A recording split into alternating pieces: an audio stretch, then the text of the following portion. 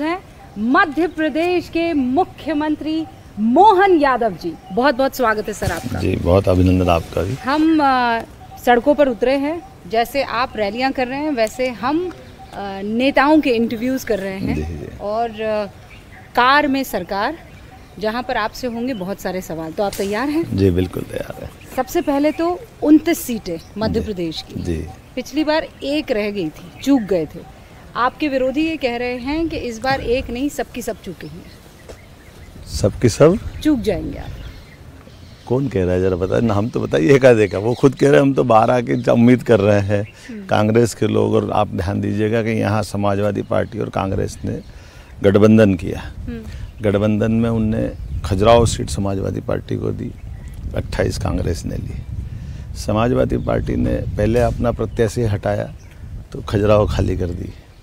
दूसरा आपने देखा ही होगा, इंदौर में उनने अपना प्रत्याशी हटा लिया। तो कौन जीतेगा, किसको जीतेगा? प्रत्याशी जो लड़ने के पहले से हटाने चाह रहे हैं, तो रिजल्ट तो अपने आप आ गया। नहीं, इंदौर में तो आपसे आपके लिए कहा जा रहा है आप डरा धमका रहे हैं। ऐसा होता है क्या? आपने इंदौर ऐसा होता है क्या?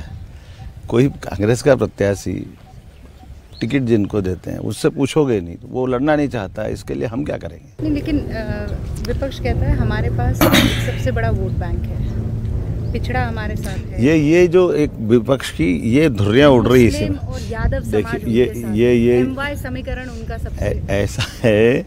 एमवाई तो मेरे साथ है, मोहन यादव। वो एमवाई और उससे बड़ा क्या मैं खुद मोहन यादव हूँ ना।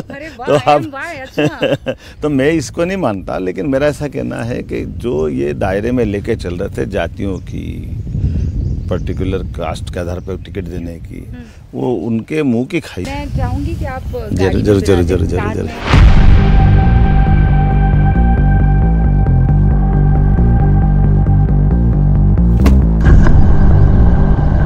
तो अब आप गाड़ी में सवार हो चुके हैं जी।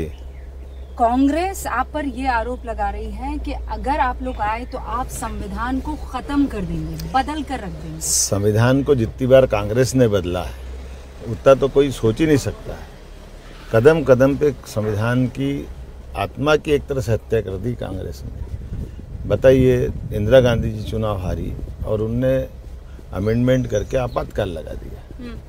ये किसने किया? कांग्रेस ने किया। कांग्रेस ने हमेशा 71 से लेकर के 70 इतने संविधान संशोधन कांग्रेस ने किए हैं कि कांग्रेस का संविधान में कोई विश्वास ही नहीं। आप सीएम आवास में इस वक्त मौजूद है, गाड़ी हमारी रुक गई है। सुना है अगल बगल में ही आपका बेटा कहीं पीजी में रहता है, हॉस्टल में रहता है। तो वो कभी सीएम आवास में नहीं, ऐसे कोई बंदिश नहीं। लेकिन मैंने कहा बेटा आप अपने अपनी जगह पढ़ो। मेरी पहले बेटी भी पढ़ के गई यहाँ से, हॉस्टल से पढ़ी जब मैं शिक्षा मंत्री था। टूरिज्म चेयरमैन था। तो बच्चे अगर पढ़ रहे हैं तो उनका ध्यान पढ़ाई में लगना चाहिए। हमारा ये राजनीतिक उठापटक की जगह पे आने से उनकी पढ़ाई भी डिस्टर्ब होगी और अनावश्यक हर एक का अपना भाग्य। वो अपना पहला करियर बनाए, उसके बाद उनको लगेगा तो देखेंगे जो होगा। नहीं तो डॉक्टरी करेंगे। बढ़िया, मेरी बेटी कर ही रही दामाद के साथ डॉक्टरी, बच्चा भी करेगा। अभी तो आप सर्जन बने हुए हैं। नहीं, मैं सर्जन नहीं बना, मैं तो विसर्जन कर रहा हूँ कांग्रेस का।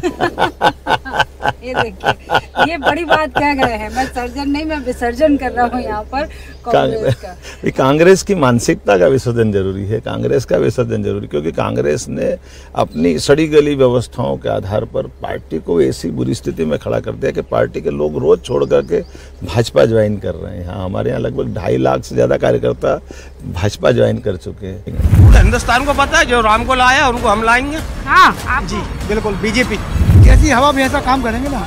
हवा जैसी वैसा काम? और क्या? कहाँ है, किस तरफ है हवा? तरकीब से बता दो। अरे अभी तो कुछ भी बचा नहीं कि लोगों को ज्यादा कोई सेटिस्फाई नहीं है। तो इस बार आप कह रहे हैं हवा पलटेगी? नहीं, मैं ये भी नहीं कह सकता कि हवा पलटेगी। रंग किसके हाथों में आएगा, बीजेपी के या कांग्रेस के? बीजेपी के हाथ में ही आएगा। कांग्रेस का मुद्दा ही नहीं है, कांग्रेस का कोई लीडर ही नहीं है। ऐसा समझ में नहीं आता कांग्रेस का कोई लीडर जो उस लायक हो, प्रधानमंत्री बनने लायक हो। कौन कौन सा फ्लेवर है? सीताफल मैंगो। सीताफल और मैंगो दोनों फ्लेवर मिला दिए हैं। कैसा लग रहा है? अच्छा लग रहा है। तो ऐसे फ्लेवर आपको चुनाव में दिख रहे हैं? जो अच्छा काम करे वही। और आपके हिसाब से कौन कर रहा है अच्छा काम? अभी तक तो बीजेपी दिख रही है। लोग कह रहे हैं बेरोजगारी है, महंगाई आ गई है, और आप कह रही हैं हर हर मोदी घर घर मोदी। जो नहीं करता ना उसके लिए तो बेरोजगारी है।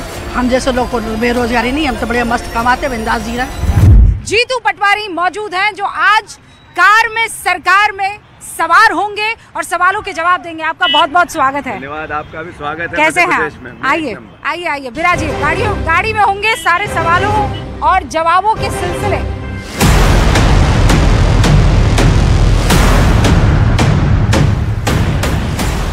तो किस तरह से चल रही है आपकी तैयारी जीतू भाई? जितना अद्भुत और अकल्पनीय प्रतिसाद मिल रहा है ऐसा आशा नहीं थी हमें, क्योंकि मैं मानता हूं कि जब विधानसभा रिसेंट चुनाव हुए तो नेचुरल है, स्वाभाविक है कि हमारे निराशाजनक परिणाम थे। और वही था कि अल्टीमेटली मोदी मैजिक की जो बातें होती थी या इस तरह की भावना व्यक्त की जाती थी कि राम मंदिर का बहुत अद्भुत अकल्पनीय बीजेपी लाभ लेगी, वैसा कुछ ग्राउंड पे दिखता नहीं है।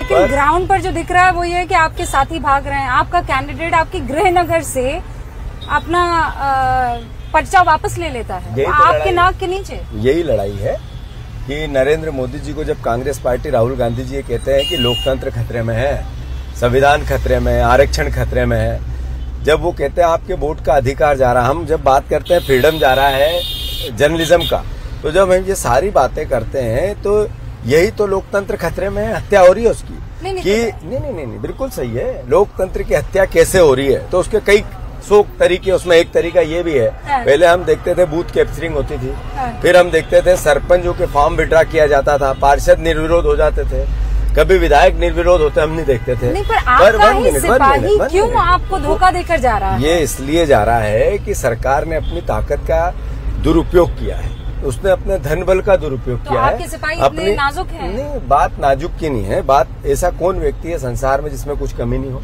ऐसा कौन व्यक्ति है जो किसी न किसी परेशानी से जूझ नहीं रहा है? तो इस दौर में किसी में क्यों गया ये विषय नहीं है, उसको मैं क्रिटिसाइज नहीं करूंगा, पर क्यों ले गए वो सरकार जो 400 पार की बात करती है, जहाँ 84 से 90 से बीजेपी जीतती आ रही है, उस लोकसभा सीट में वो कहते हैं मजबूत है, तो फिर उसका उस लोकतंत्र का चीरहरण क्यों किया? ये सवाल है या नहीं? वो कह रहे हैं 7 मई को आप भी ज्वाइन कर लेंगे बीजेपी। जो कह रहा है वो होश में नहीं है और सत्ता का होश नहीं है या और किसी का बेहोशी है। जो लोग ऐसी बातें करते हैं उन लोगों के लिए जवाब हो सकता है क्या?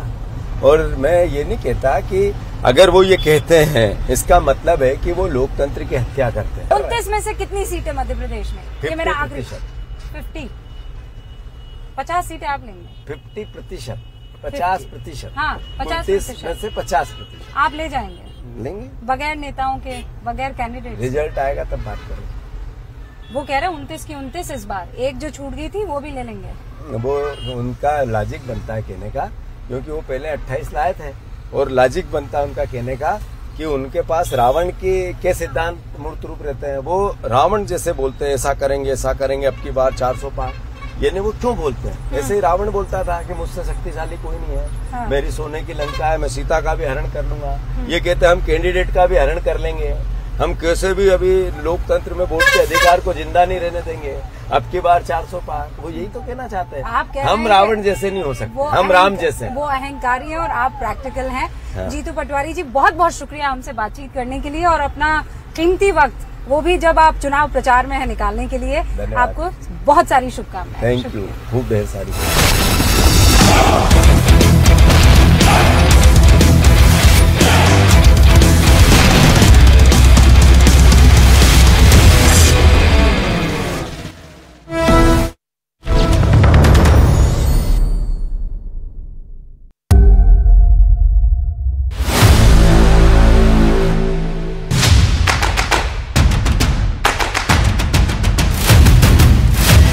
रैली कर रही थी तो आपने ऐसे धनुष किया, उसमें फिर एक कैमरा जूम होकर मस्जिद की तरफ जाता है।